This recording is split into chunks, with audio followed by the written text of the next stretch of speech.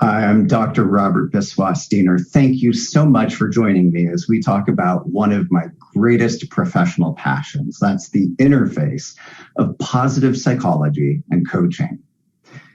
Now, I understand that everyone here has a unique background and a different amount of experience, both with coaching and with positive psychology. So what I endeavor to do over our time together is provide some basic information for those who might be newer to the topic, some foundational concepts, a little bit of history.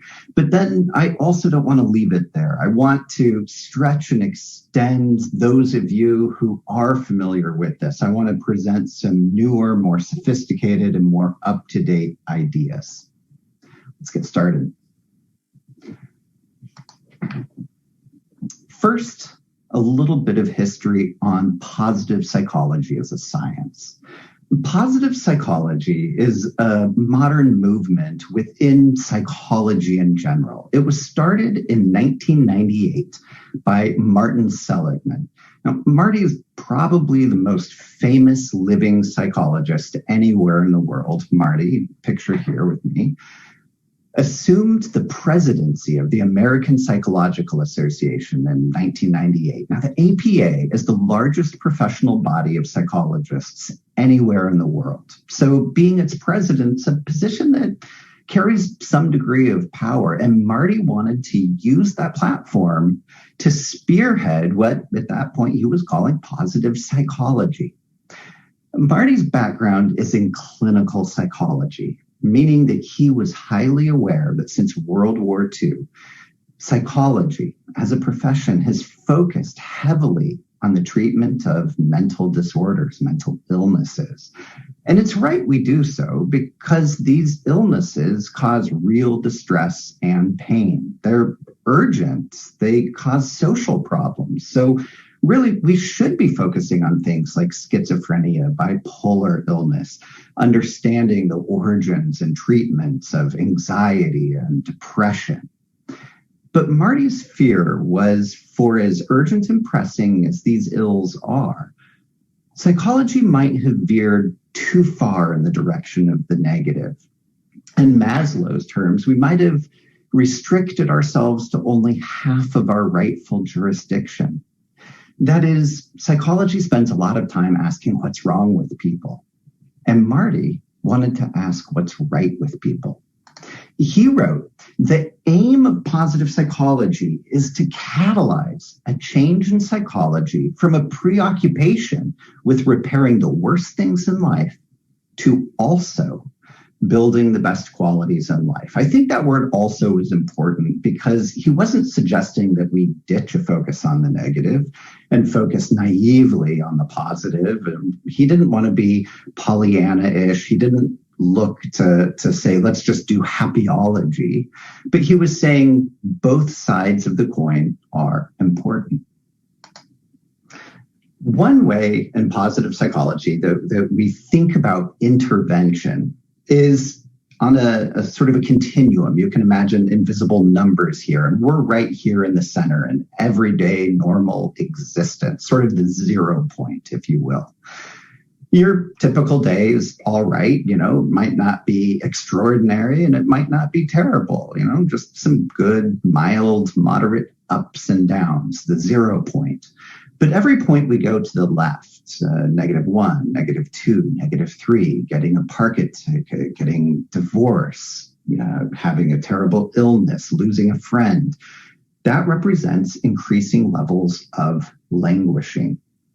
By contrast, when we go to the right-hand side, that +1, +2, +3, those are increasing levels of flourishing, life getting better and better.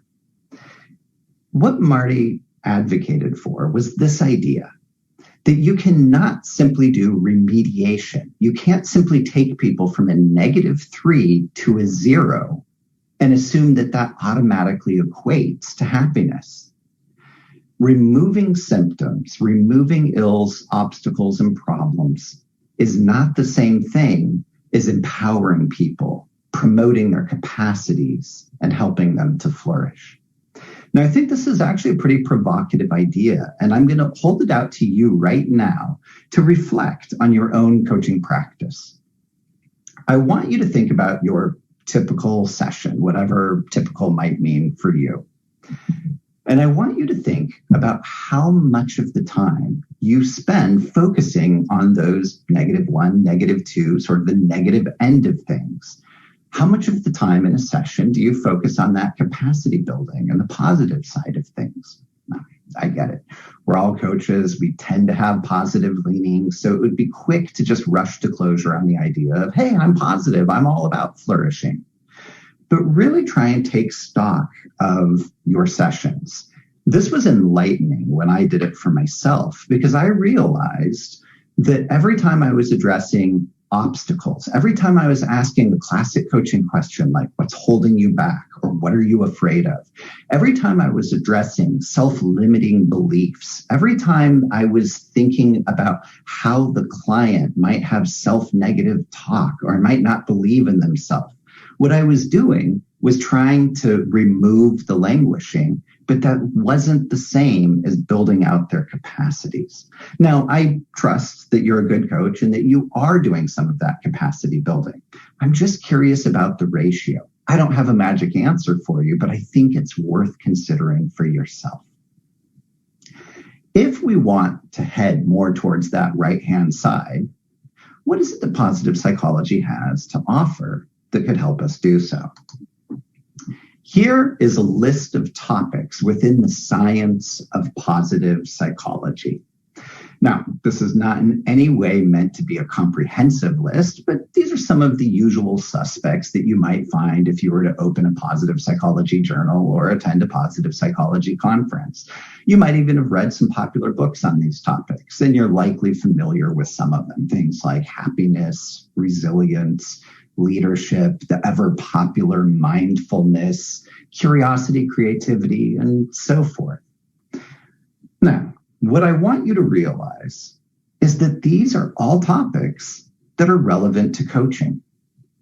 Positive psychology produces a relatively large body of research literature that helps us define these concepts, measure these concepts, and understand the inner clockworks of these concepts, understand what makes them happen, how they occur, how we might promote them in people. And that's exactly the kind of information that coaches want and coaches need. Which coach wouldn't want more empathy? When don't we talk about leadership or creativity or meaning in life? I argue that positive psychology, therefore, can be a powerful influence on coaching. It doesn't necessarily need to be the only influence. I have enough humility not to suggest that I've got the one thing figured out for all of coaching.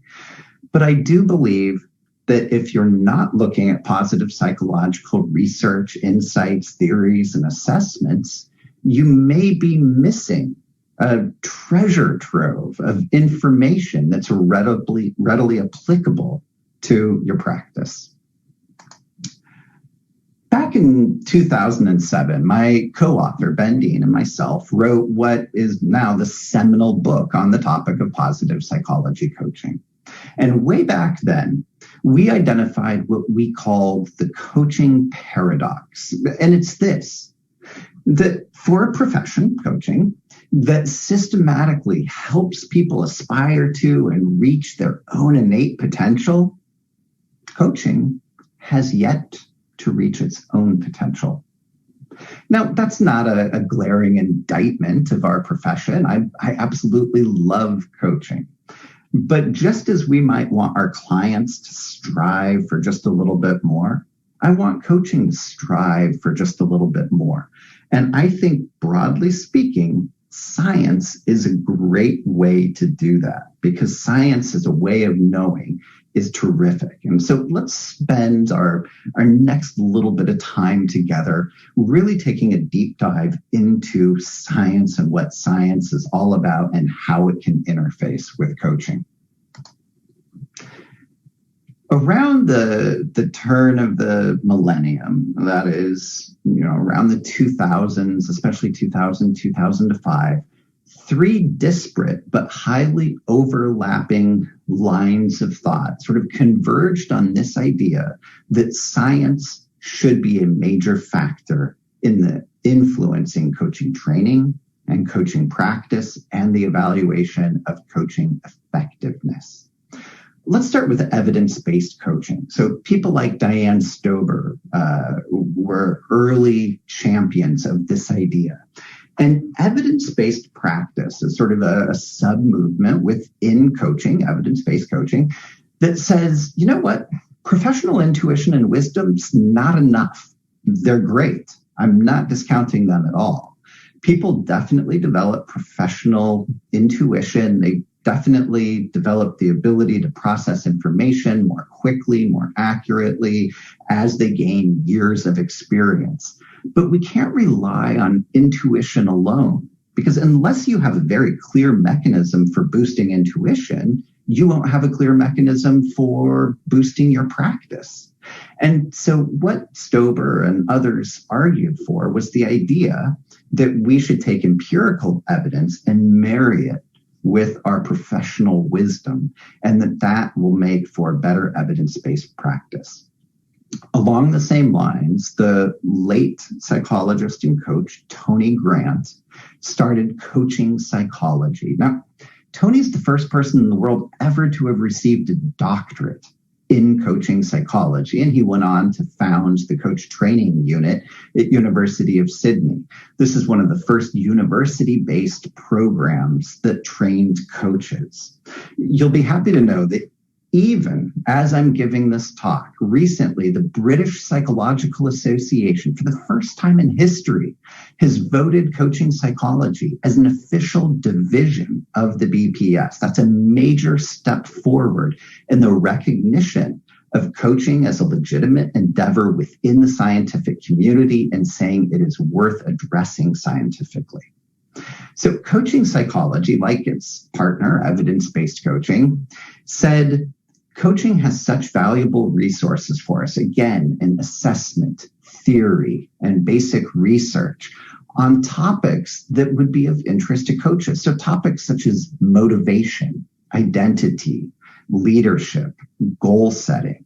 And why not use those keen insights to guide our own practice? Now, in all honesty, positive psychology coaching, of which there were a number of pioneers, Carol Kaufman at Harvard, for example, myself, for example, we believe that positive psychology coaching is just a subset of coaching psychology. Because if coaching psychology represents all the topics in psychology, well, then by definition, positive psychology will just be a narrower subset with a slightly more positive focus. We don't exclusively focus on the positive. We're not trying to ignore negatives or whitewash anything, but we just really want to put well-being conversations first and perhaps make them more explicit than they're sometimes made in coaching conversations. One of the things I like about science as a means of influencing coaching practice is that science is a dynamic system of knowledge. As new evidence emerges, our ideas change. This to me is really exciting about science in general. I mean, people used to believe the Earth was flat. Then they believed it was round. That's a really major paradigm shift for people. I'm always a little skeptical of coaching approaches that were formed in the 1970s or 1980s, and they haven't changed since. It's as if they had found perfection, and people are doing the exact same thing 30, 40, maybe even 50 years later, and just with no change whatsoever. Now, remember I said I wrote a book in 2007. Fast forward to this year, and there's a number of things I wrote in that book that I no longer do in practice. I argued, for example, for a heavily tool-based approach to positive psychology coaching. Now, if you have a little bit of background with positive psychology coaching, you might know about positive interventions. This is the idea that we have tested in laboratory settings, and we've replicated these The idea that we can do these simple activities like writing down 3 things for which you're grateful, and that this reliably makes small boosts in happiness. Now, I do want to emphasize that they are small boosts in happiness, and it doesn't make you permanently happy. They're limited in duration, and it's not for everyone. But we have found that these kind of simple activities have a relatively good return on investment in terms of boosting your well-being.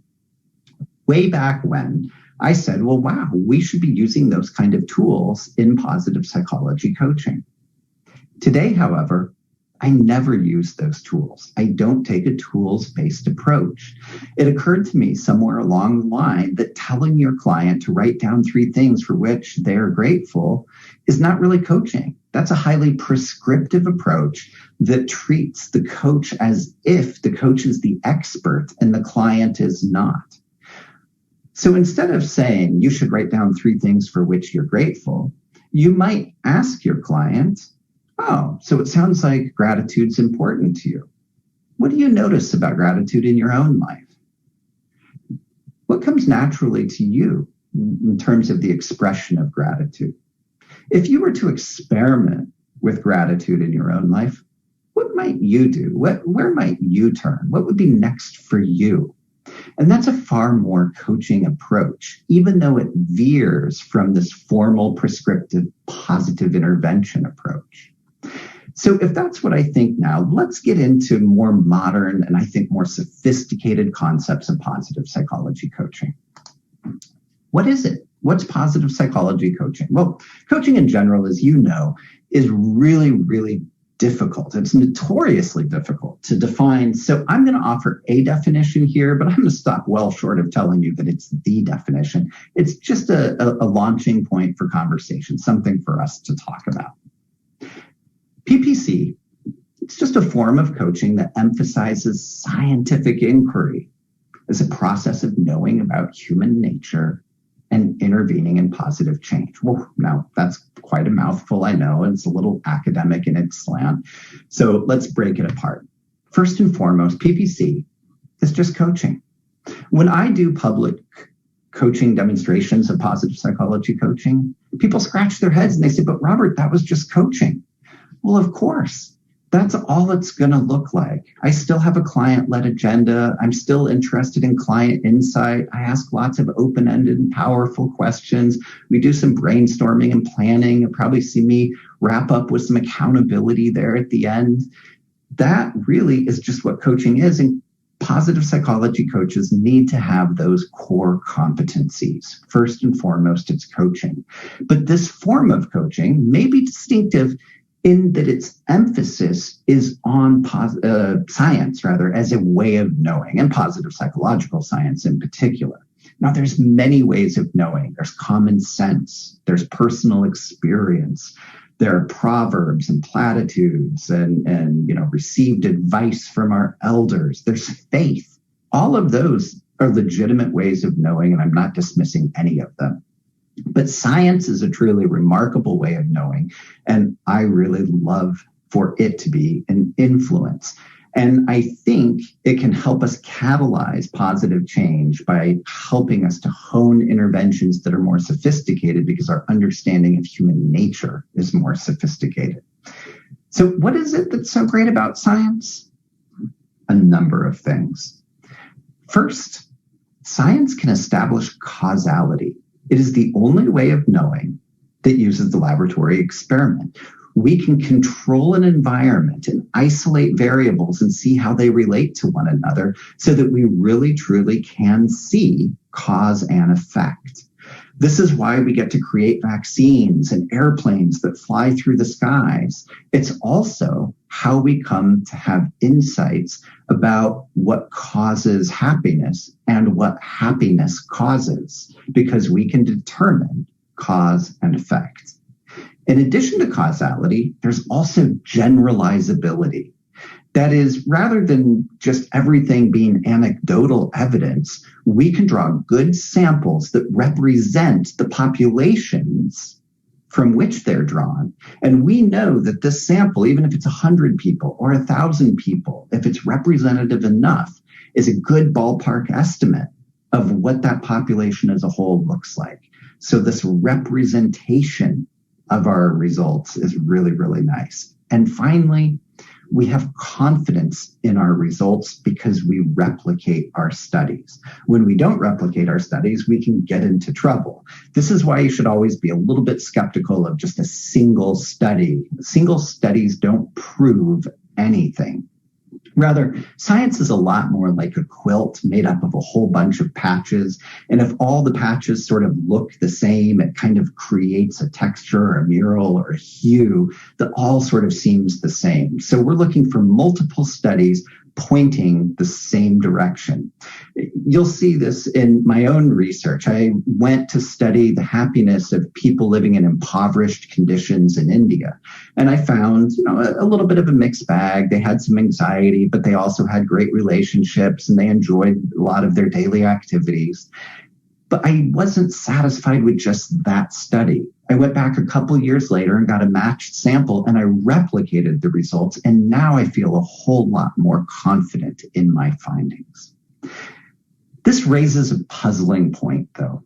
The idea that, Robert's advocating for science, but what does that mean for you as the coach practitioner?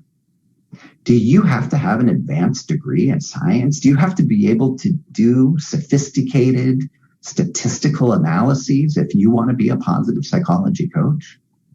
I think the answer is no, but I do think that every positive psychology coach needs a modicum of scientific literacy.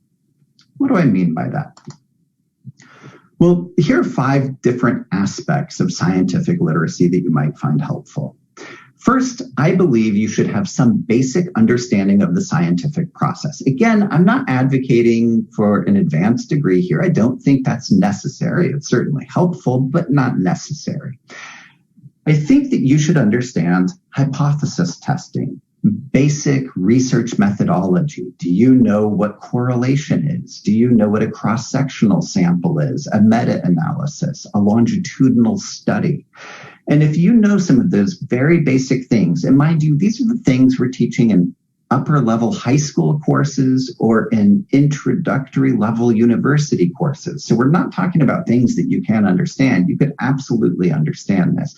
But I think this gives you just sort of the basic literacy to talk about science in general and to understand where these research results are coming from and understand a bit about their veracity.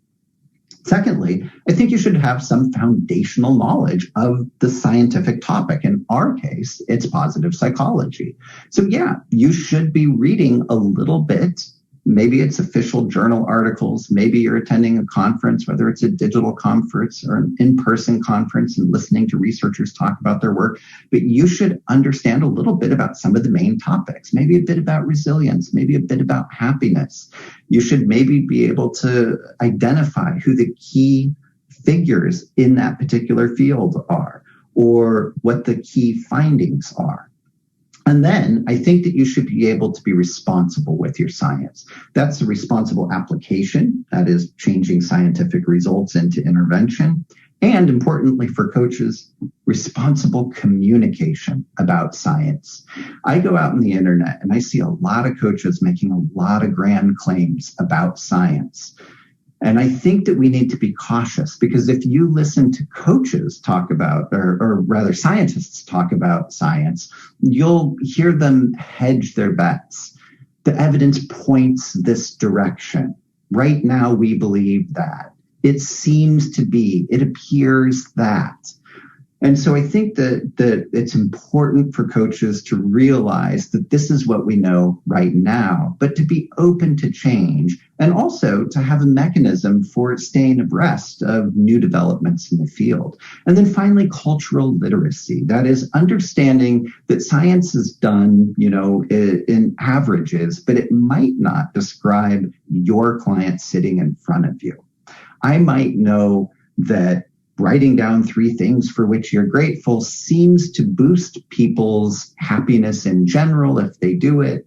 But in front of me, I might have someone who's deeply religious. And so I might have to test with them what that means in terms of gratitude. Do they give gratitude specifically to a higher power? And might that be more bang for the buck for that particular person's well-being, rather than just expressing some generalized secular sense of gratitude. So really being able to interface the person in front of you with the wider pool of research. Now, I mentioned before you should have some foundational knowledge. My colleague, Christian Van Nieuwerburgh, and myself just wrote about what we think that positive psychology coaches should know. You don't need to know everything. There's just too much. Marty Seligman doesn't know the whole field. I don't know the whole field. None of my colleagues does. But collectively, we each know our own corner of it, and we know some of the overlapping concepts. So Christian and I identified these 4 areas because there's a large and replicated research body, and because these are so germane to the coaching endeavor. So yeah, we believe that you should know something about well-being theories. We're not here with an axe to grind telling you you need to do this well-being theory or that well-being theory, but you should be aware of some of the primary well-being theories. And why would this be helpful? Well, because for me, instead of being a toolologist, those well-being theories inform my questions. So if I hear a client languishing and I'm thinking, how might we explore their well-being? It might be helpful for me to know that Carol Riff, a researcher, has an approach to well-being called psychological well-being, in which she says that all humans, all people, have some basic psychological needs: a need for growth, a need for mastery, a need for independence, a need for connection, just to name a few. And just knowing those right off the top of my head allow me to ask my clients questions about that. How do you manage the tensions between independence and doing your duty or connecting with others? How much autonomy are you feeling these days? How would you rate your pace of growth? Now, these might just look to the casual observer like normal coaching questions, but to me, they're the direct result of my knowledge of the science. Strengths theories is another one. I mean, this is pretty low-hanging fruit because strengths are so relevant to coaching, and there are a number of strengths approaches. Again, choose the one that works for you or combine approaches, but I think that if you're a positive psychology coach, you should be familiar with them. Emotions. I think that emotions aren't talked about enough within coaching. Certainly, many coaches do look at emotions, especially some of the negative emotions. What's holding you back? What are you afraid of? But really, emotions are not clinical phenomenon. Emotions are great sources of information. Emotions are how we experience much of life, and they should be a direct aspect of the coaching conversation. The more you know about emotions, how they are formed, the more you can name, the richer your conversations are going to be with your clients. And then future-focused theories. Positive psychology attends to the future. That is, we think about optimism, we think about hope, we think about prospection. That is, thinking ahead and planning. We think about affective forecasting, predicting how you'll feel in the future and its effects on your decision-making processes. And because so much of coaching is future-focused, not exclusively, of course, but a lot of it is future-focused, knowing about how people think about the future and how people feel about the future will only enable you to have richer and richer conversations. So if you were to look at positive psychology coaching, I think there would be a few key elements. And the first is that it's non-prescriptive. This is a major change for me, that shift away from toolology. That is, positive psychology as a science doesn't just need to inform us by saying, here's a bunch of tools that'll make people happier. Now go and clobber your clients with them. So non-prescriptiveness, it's just going to look like coaching because it is coaching. And if it's coaching, it requires some foundational coaching competencies. Yeah, you're going to have to understand about client insight, about creating trust and safety, about adopting that coaching mindset, all of those core competencies. That is what you have to have at the center. And then positive psychology becomes an overlay on top of that. It's ethical. I cannot emphasize this point strongly enough. I think that when people hear positive psychology coaching, they just hear that word positive. And I hardly hear that word at all. I hear positive psychology coaching. That is, we're doing psychology. We're not practicing clinical psychology. I'm not saying that. But when we deal with people's psychology, there's always a possibility of causing harm. This is true of any coaching, not just a positive psychology coaching, which is why there's such an important emphasis on ethics. And ethics isn't a list of rules telling you what you can't do. Ethics is an approach to those gray areas that we face all the time and how we need to think through them. How do we consult our colleagues and our contract and our code and our own core ethics? How do we understand those gray areas so that we can protect the reputation of the field, protect our clients, and protect ourselves from any potential harm, while at the same time promoting the good? And positive psychology, as I've mentioned exhaustively, preferences science as a way of knowing. You might at this point be saying, Robert, I get it, but a lot of what you're saying sounds a whole lot just like coaching. I think I do a lot of this stuff. So let's just look at the distinction between the two. Let's look at a left-hand and right-hand column. In the left-hand column, we have sort of coaching as usual, whatever that might mean for you.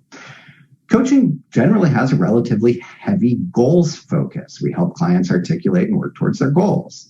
It's based on many ways of knowing, and it focuses on the positive and the negative. I want you to start observing when you see coaching demonstrations how much of coaching is directly addressed towards the negative. Positive psychology coaching here in the right-hand column, by contrast, has a relatively heavy well-being focus. Sure, we still focus on goals, but it's not goals at any cost. It's goals within the context of well-being. We want goals, we want your performance, we want your success, but what do your decisions mean for your own well-being and the well-being of other actors involved? Yes, we can have many ways of knowing, but we put a special preference and emphasis on science as a way of knowing. We definitely attend from time to time to some negatives and obstacles. We're not trying to turn a blind eye to that, but we have relatively more influence on the positive. And we spend relatively more of our focus on the richness of emotional experience.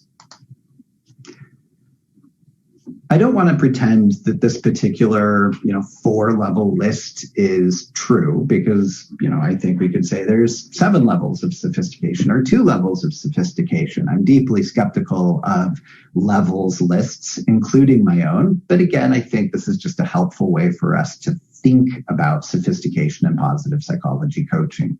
So the first level of sophistication is just being aware of the basic research results.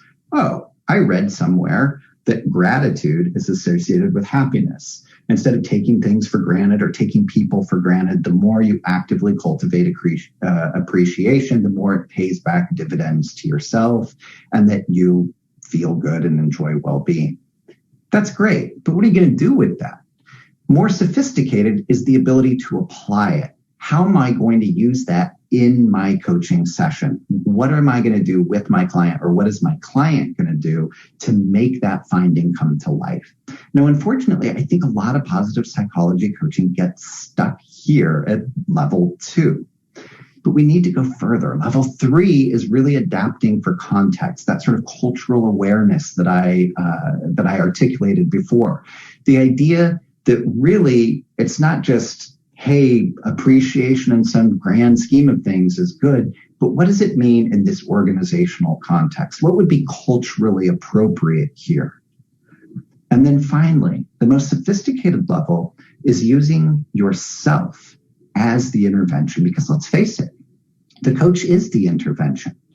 Coaching is a conversational technology that requires at least 2 people. So we are 50% of that equation. So it really matters how we show up. And that is where I think positive psychology has one of the greatest potential influences on coaching. My colleague, Christian Van Nieuwerburgh, says, look, we have lots of tools. And we have lots of frameworks. Every coach in the world is writing down a 2x2 on the back of a napkin. We all have our multiple levels lists. And we spend a lot of time thinking about those things, but we should also thinking about our way of being, how we show up. And certainly if you look at the ICF core competencies, you are going to see a lot of attention to how clients or how coaches should show up, right? Just even a competency like adopting a coaching mindset and looking at the subpoints. What does it mean to have a coaching mindset? And what do you think that all coaches need? Maybe all coaches don't need to be funny, but maybe all coaches do need to be curious. Maybe all coaching benefits when the coach is humble. So think about the things that coaches would really need to bring to the table. And they might be things like humility, confidence, curiosity, respect, ethics and professional responsibility as an attitude. Whatever you think is on that list for ways of being, I'd like to point out those are positive psychology topics. Is there a research on curiosity? Absolutely. What about ethical decision making? You bet. What about humility? Mm-hmm. Confidence? Yep. Anything that you put on the list of ways of being that you believe coaches should be is going to be a positive psychology topic. So why not turn to positive psychology as a research literature to inform you about yourself, give you insights to the process of how best to show up. And I think this is a radical departure of what I was arguing for 15 years ago, where I thought it was tools that we would use on our clients. And now I think they're tools we're largely going to use on ourselves and to inform ourselves with a downstream idea of benefit to our clients. Clients, it turns out, really, really love to be on the receiving end, if that's a fair characterization, of positive psychology coaching. Lucy and Van Nieuwerburgh published a study of client experience. Some of these might be typical of any coaching, but in particular, I want to point out 2 and 3. That is, positive psychology coaching helps the clients make sense of their world. We call that coherence, and it's one of the subtopics within meaning. Meaning is feeling that you're significant. It's understanding things as part of a pattern or a coherent narrative, and it's being purposeful. So really, it provided a sense of meaning in helping people to make sense of things. And it also increased their positive affect or positive emotional states. So it was really enjoyable. And that could potentially have downstream effects on client retention, perseverance, work ethic, and so forth. We don't know that for a fact, a great thing to research. But at least the evidence right now is pointing that direction. Hopefully what I've done today is given you some things to think about, given you some ideas that might be new to what you already thought about positive psychology coaching. Hopefully I have intrigued you so that you'll go and look up a little bit more. And if you have questions for me or you want to keep in contact with me, I highly encourage it. As you can tell, I'm passionate about this topic, and I hope you become passionate about it too. Thank you so much.